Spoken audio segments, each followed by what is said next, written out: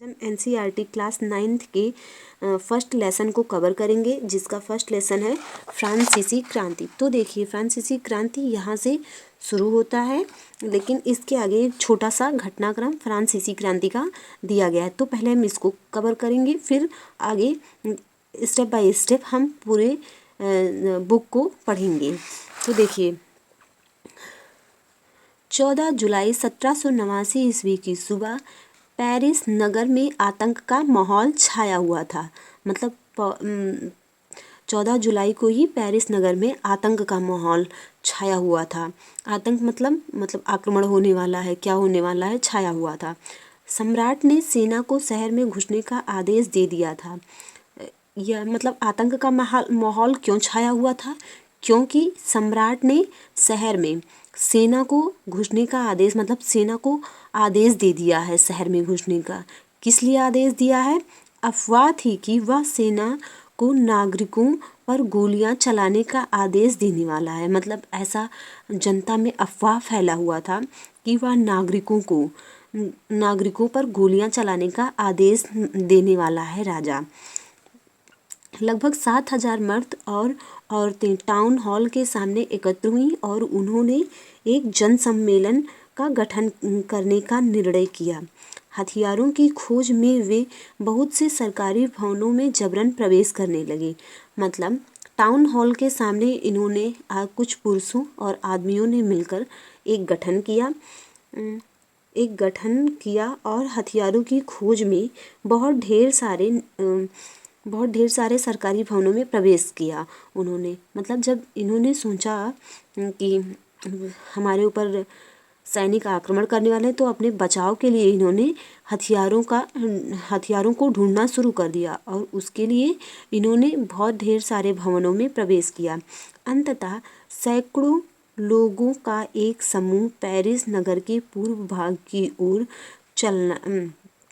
चल पड़ा और बास्तिल किले की जेल को तोड़ डाला, जहां भारी मात्रा में गोला बारूद मिलने की संभावना थी।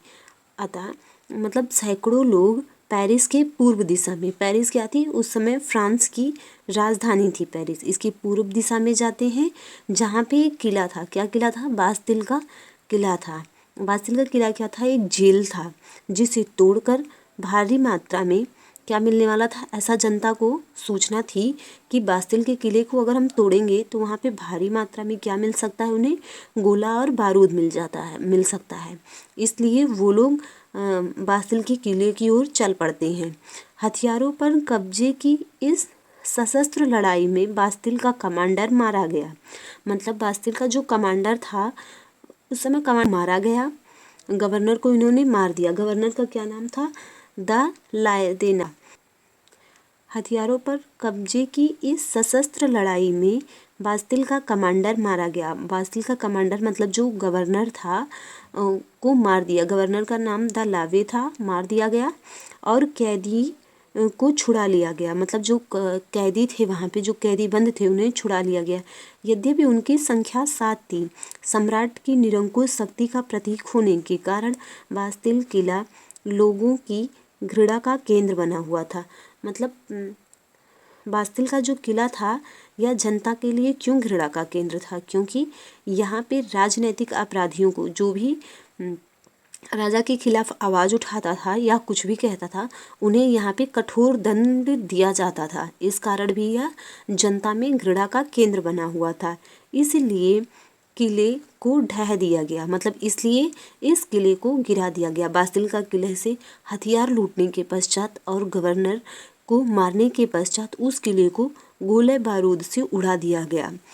इसके अवशेष बाजार में उन लोगों को बेच दिए गए